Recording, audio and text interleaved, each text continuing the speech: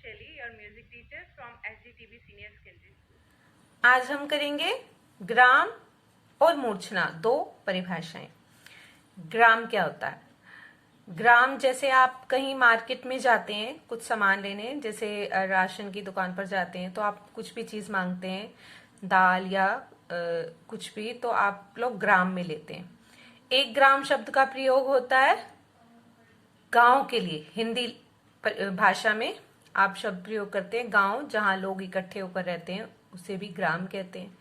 ठीक वैसे ही संगीत में ग्राम एक ऐसी जगह है, ऐसा स्थान है जहां स्वर ग्रुप में यानी समूह में रहते हैं, तो उसे क्या कहते हैं हम? ग्राम।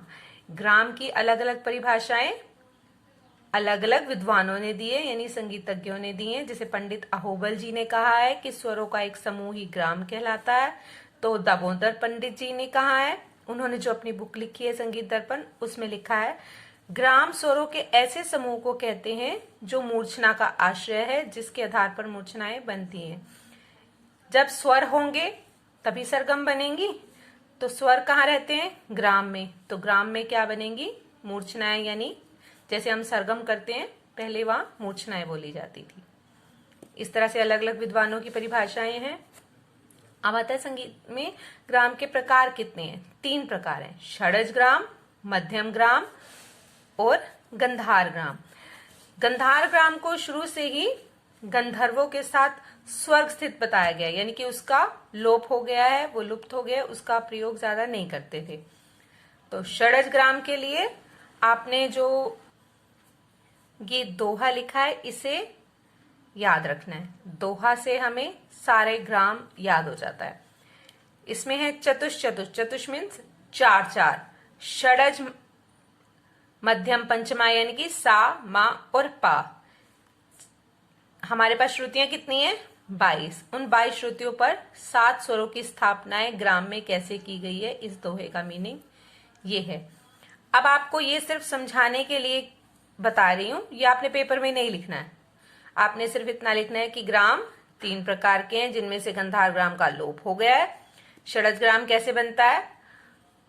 षडज ग्राम बनता है चतुष चतुष चैव, षडज मध्यम पंचमा, द्वय द्वय निषाद गंधारो, त्रिस्ति त्रिस्ति ऋषभ धैव। तो यानी कि 4 श्रुति अंतर पर सामा पा, 2 श्रुति अंतर पर नी और गा, रे और धा पर 3 श्रुतियों का अंतर है। कैसे है? 4 श्रुतियां सा की बताई हैं। सबसे पहले सा ही आता है हमारे पास, तो 1 2 3, ये चौथी श्रुति पर सा। रे कितनी श्रुति का अंतर बताया है? 3, तो ये 1 2 3। गा की 2 श्रुति का अंतर बताया है, तो 1 2। माँ का 4, तो 1 2 3 और ये 4। पा का भी 4, 1 2 3 और ये 4। फिर धा का 3, 1 2 ये 3। नी का 2, 1 2। ये इस तरह से 7 स्वर इस ग्राम में स्थित हो गए। ये बन गया हमारा षडज ग्राम। मध्यम ग्राम में क्या है? ये जो पा की श्रुति है, एक श्रुति नीचे कर देते हैं तो वो मध्यम ग्राम बन जाता है। अब आप ग्राम की परिभाषा में ये भी लिखते हो कि अगर किसी श्रुति का स्थान बदल दिया जाए तो ग्राम बदल जाता है। ग्राम बदल जाएगा 16 पर आते ही। मध्यम ग्राम और गंधार ग्राम का हमने लिखना है कि लोप हो गया है। अब इसको याद करने का सिर्फ तरीका ये भी है कि सा का आपने नंबर याद रखा 4, रे का 7, गा का 9, इसी तरह से माँ का 13, पा का 17, धा का 20 और नी का 22। ये आपने एक नंबर याद रख लिया। अब इसको बनाने की जरूरत नहीं है, आप सिर्फ ये नंबर लिख देंगे कि इस पर सा, रे, गा, मा, पा, धा, नी स्थापित है। ठीक है, क्लियर है? मध्यम ग्राम आपको बताई दिया है मैंने कि यहां से श्रुति नीचे करने पर ये मध्यम ग्राम बन जाते हैं। यहाँ देखो, यहाँ 16 पर है। क्लियर है? गंधार ग्राम का क्या बताया हमने? गंधार ग्राम की जानकारी बहुत कम होने के कारण उसका लोप बता दिया गया। अब गंधार ग्राम को ही निषाद ग्राम कहते हैं, यानी कि निषाद ग्राम और गंधार ग्राम एक ही बात है। ठीक है, तो अब हम आते हैं मूर्छना पर। मूर्छना क्या है? अभी हमने पढ़ा ग्राम, ग्राम में कितने स्वर बताए हैं हमने? 7। अब उन्हीं 7 स्वरों का क्रम से आरोह और अवरोह करना ही क्या कहलाता है? मूर्छना। यानी कि स्वरों का क्रम अनुसार चलन ही मूर्छना है। ठीक है, स्वर कितने हैं? 7। ना 7 से कम होंगे ना 7 से ज्यादा होंगे।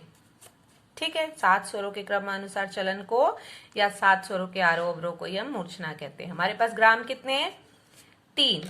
तीनों ग्राम की 7-7 मूर्छनाएं, मतलब सरगम आज हम बहुत सारी करते हैं, असंख्य सरगम है, लेकिन ग्राम में सिर्फ 7 ही सरगम बनती थी, यानी कि षडज ग्राम में सिर्फ 7 बनेगी, मध्यम ग्राम में फिर 7, गंधार ग्राम की फिर 7, तो टोटल कितनी हो गई? 21 मूर्छनाएं। गंधार ग्राम का लोप होने के कारण हमारे पास 7 मूर्छनाएं माइनस हो जाती हैं। ठीक है, अब इन मूर्छनाओं के कुछ नियम है। वो नियम कैसे हैं? जैसे जो सा से हम शुरू करते हैं, सा रे गा मा पा धा नी, तो 7वां स्वर तार सप्तक का नहीं लगता इसमें, यहां हम नी से ही वापस मुड़ जाएंगे। नी धा पा मा गा रे सा, ये बन गई पहली मूर्छना। सेकंड कहां से बनेगी? वो रे से शुरू होगी, रे गा मा पा धा नी, अब तार सप्तक का सा मिल जाएगा, तो ये दूसरी सरगम बन जाएगी, वहां से वापस आ जाएंगे। फिर हम गा से शुरू करेंगे, फिर अगले तार सप्तक तक चले जाएंगे। इस तरह से वहीं तक वापस आना है जहां से हमने शुरू किया है। तो 7 स्वर हैं, तो हर एक स्वर की अपनी अपनी मूर्छना यानी कि अपनी अपनी सरगम बनेगी, तो 7 ही सरगम बनेगी, यानी कि 7 ही मूर्छनाएं बनेगी। ठीक है, इसके नियम है कुछ, वो इस तरह से है, नियम या लक्षण कह सकते हैं आप। मूर्छनाएं किस पर आधारित होती हैं? ग्राम पर। कैसे बनती हैं? आरोह अवरोह करने से। सेकंड, अगर मूर्छना, ये सब क्रम से ही चलेंगी, रे से शुरू होने वाली मूर्छना के बाद गा की बारी आएगी, उसके बाद माँ की, फिर पा की, फिर धा की, इसी तरह से सीक्वेंस में चलेंगी।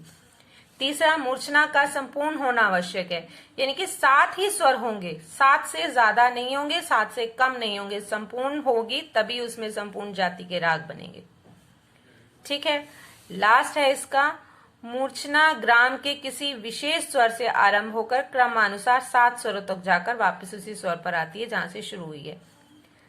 जो मूर्छना है वो जिस स्वर से शुरू होती है वहां से जाकर 7 स्वर खत्म करके वो 7वें से ही वापस आकर उसी पर रुकती है जहां से हमने शुरू की थी, जैसे हम सरगम याद करते हैं।